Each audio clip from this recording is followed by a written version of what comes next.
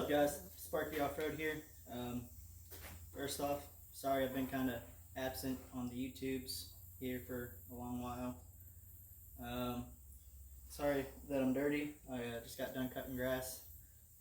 Started stripe lawn service. Me and a buddy started that up. Different point. So anyway, if you've seen the title of this video, you see I got a new truck. But I've had quite a few people ask me what happened to the old one. I figured real quick I'll explain where the Tacoma went and then show you guys the new trucks. If you don't care about where the Tacoma went, you just want to see the new ones, skip ahead to the time on your screen and you will be set. Okay, so back in July of 2017, I took custody of my little sister, and I had an extended cab Tacoma, so it fits two people. It's got back seats, but that's to hold a subwoofer and tools. That's it. People should not sit back there. So, we kind of made it work when we had to. I put in an under the seat sub so I can still have a little bit of bass because I like audio. Got a toolbox for the back to hold my tools, so my sister, whenever we took my truck somewhere instead of the woman's car, she could sit across the whole back seat and kind of fit. So we did that for a while. Everything was okay. Then, throughout the winter and spring and summer, little stuff kept breaking. Little stuff. Nickel and diming me to death trying to fix it and drive the truck to work every day. It only got like 14 miles a gallon. So, that was getting expensive, driving an hour to work every day. Then, I think it was in like April of 2018, I snapped a CV shaft. That took a while to fix, so I couldn't really do anything requiring four-wheel drive, so it was just straight to work vehicle. That was it. Then I got that fixed, and then the tranny started acting up. What it boiled down to after extensive research, the chirping noise that it always made. If you remember, look back on old videos, you'll hear it anytime it was idling. You would hear a chirping noise.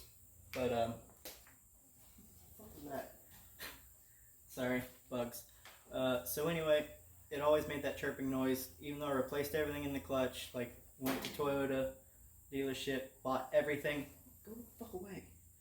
Bought everything for the clutch. Had a buddy, swap it out. Thought he knew what he was doing, I guess. But sorry, it's hot out here. Anyway, had the buddy replace the clutch when I first bought the truck. Still always made the chirping noise. No idea what it was. Couldn't figure it out. Gave up. Didn't care. Just drove the piss out of it forever. Well, after research, I discovered that chirping noise was the pilot bearing or the throwout bearing, or a combination of the two. Even though I had bought new ones, they never swapped them. Stupid car. They never swapped out the old ones and put the new ones in. So that's why it always chirped, because it still had the old stuff in it. All they swapped was actually the clutch itself, and the clutch fork and ball and all that. So throughout time, the chirping just got a little worse. Then after talking to a few people on the Tacoma pages, what I figured out the problem was the pilot bearing from the chirping and it being, I guess, off balance or something. It was starting to heat up, and it was boiling and cooking all of my training fluid out of it. Because then when I was driving, it would start making this weird whirling noise.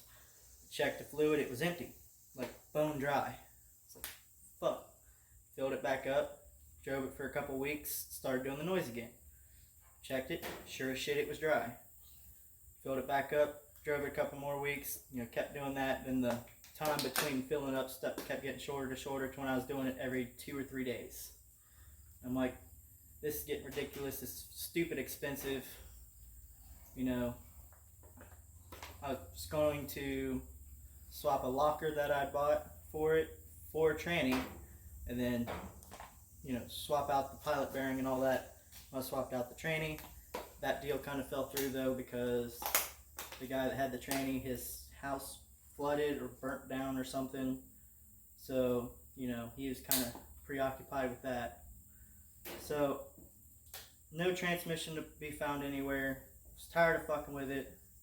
I wanted a bigger truck anyway because I was always hauling shit, and just it had a 2-inch lift on it, and I never extended the bump stops. I left the bump stops at stock height. It would be nothing for 2-3 times a month. I would load it up and set it on the bump stops. So springs went from a U shape to an N shape, and went from a 2-inch lift to kind of stock in the back. You know, it was eating me up in gas. Always just overworked. I'm like, you know what? And I had just topped out too, so now I'm a journeyman electrician. I'm like, I'm gonna go get me a new truck. So I go to a couple Toyota dealerships, look at some Tundras.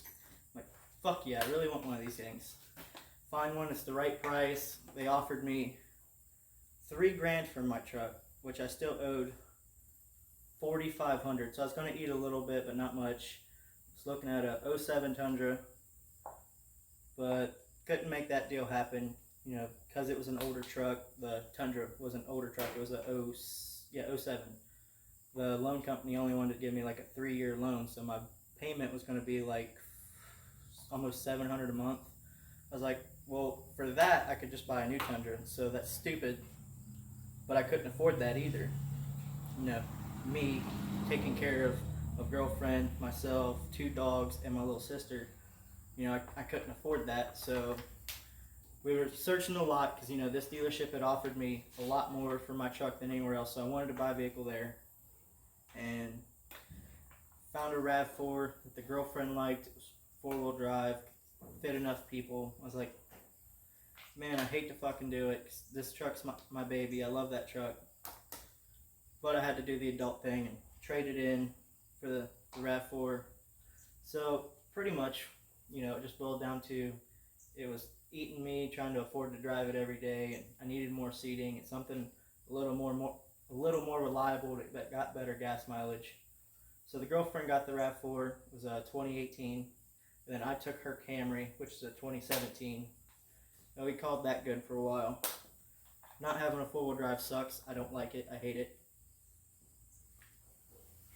In fact, my last wheeling video was the weekend after I traded my truck in. I, you know, rode with Steve and went wheeling and shit. Had a good time. But anyway, that's what happened to the truck. Just had to do the adult thing. Now let's go check out the new rigs. Yeah, rigs, plural.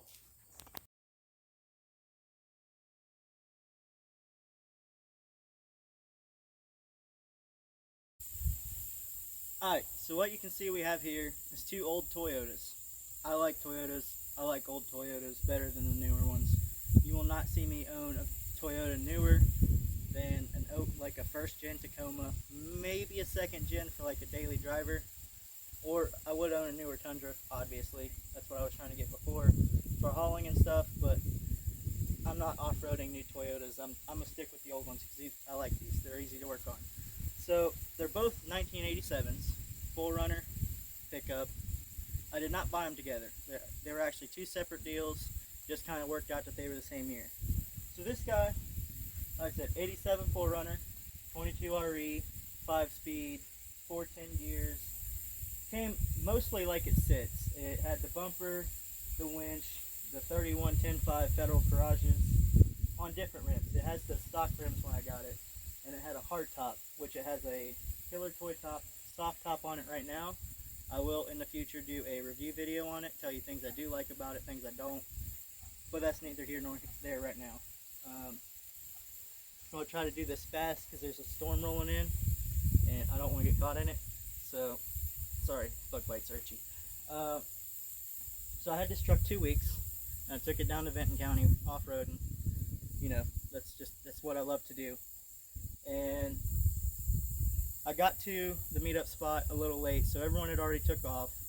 I'm like, okay, I'll go up all bright, get to the top where there's cell phone service, call them, you know, see where they're at. I'll find them, whatever. I've done this trail 10 times at least. I know it pretty well. So it had been raining also for like 5 days straight.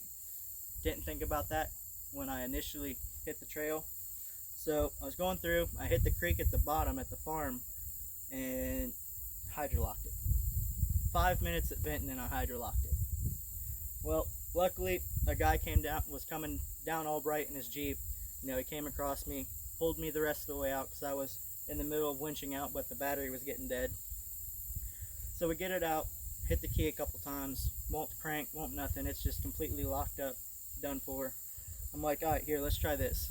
I'll hook the tow strap up to you, pull me down the road, see if we can get it started. If we can, sweet. If not, I'll call a tow truck. We got it started. It was running like shit for a while. It finally started running better. You know, looking back now, I should have pulled the plugs, shot the water out like a smart person, but I didn't. So I beat the shit out of it all day wheeling. I laid it on its side, didn't really tear it up too bad, just a couple little dents and a big scratch. Yeah, just beat the dog shit out of it all day, ramping it up shit. That sounds bad. But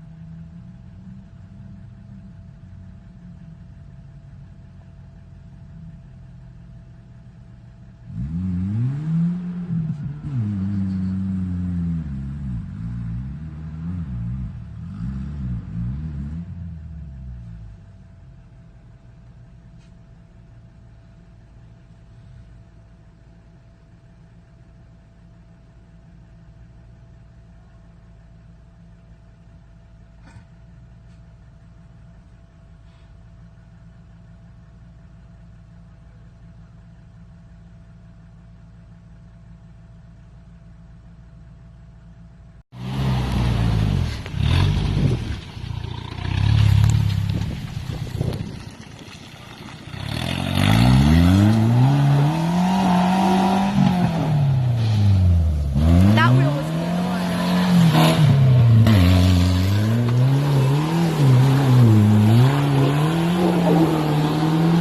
He's buried it. That back tire anyway. Oh my god.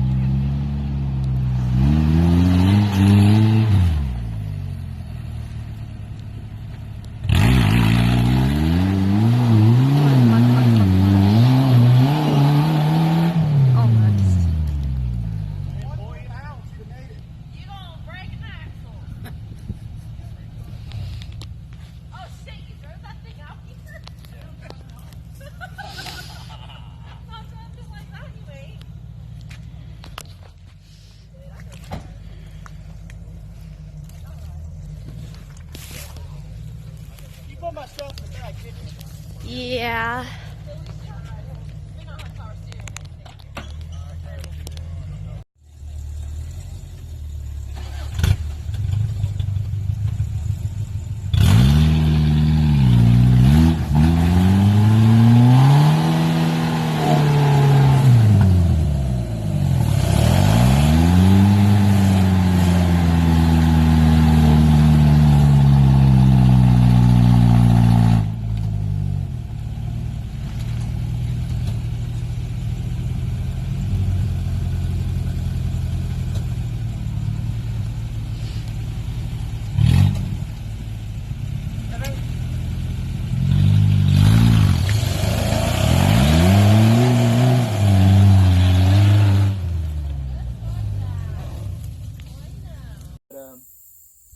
You know, it doesn't do as good as the Tacoma did. You know, it's got less suspension travel than the Tacoma.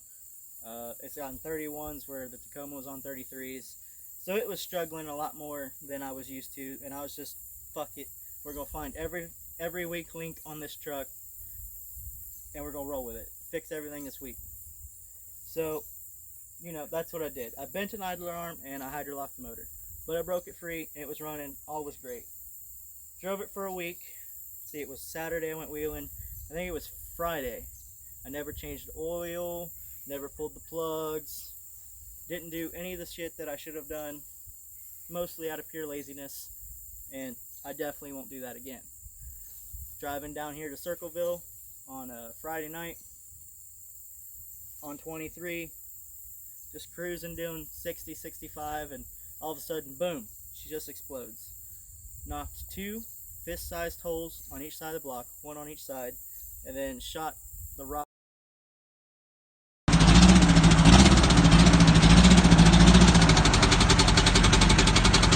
Fuckers meant, Bob.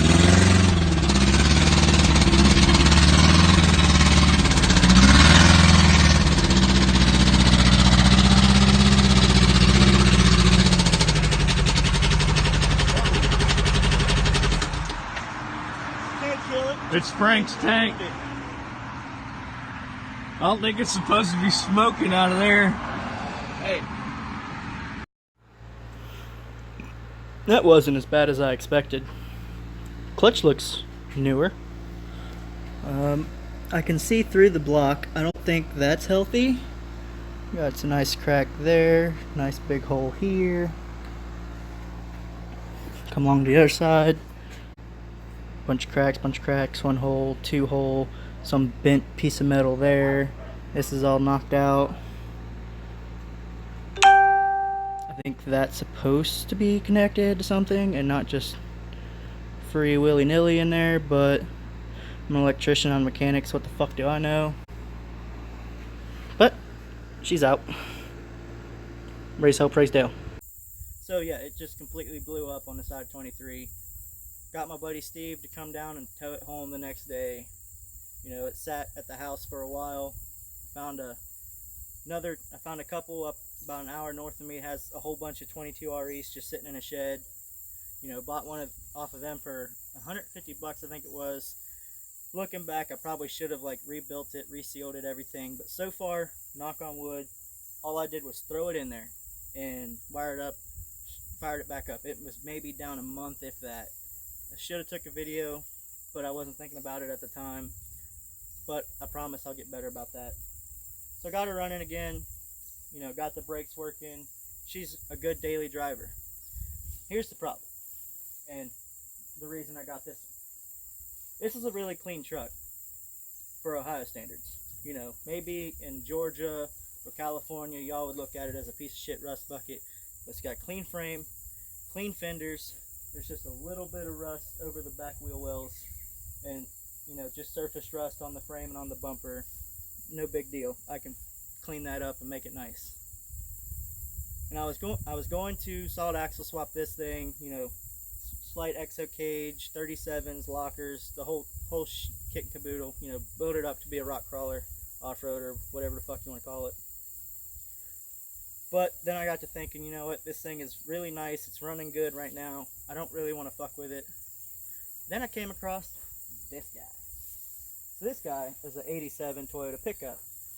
22 RE, automatic, but it did come with a 5-speed transmission.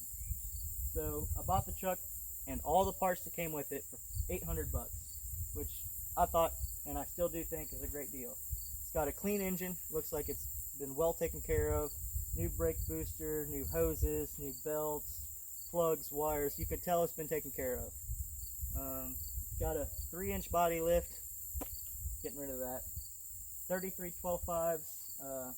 They're older. They're kind of dry rotted. The back one back there has a plug, but they'll work for, you know, basically mostly just for sitting is all it's going to be doing for the moment, because, and I can't just tell you about this, I have to actually show you. So Toyotas are known for having bad frames. This one is definitely no different.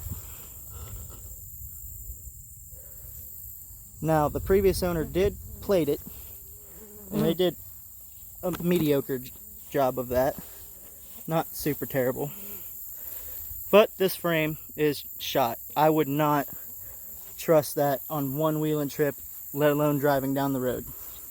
That truck is just going to sit here till I have time to put it on that frame.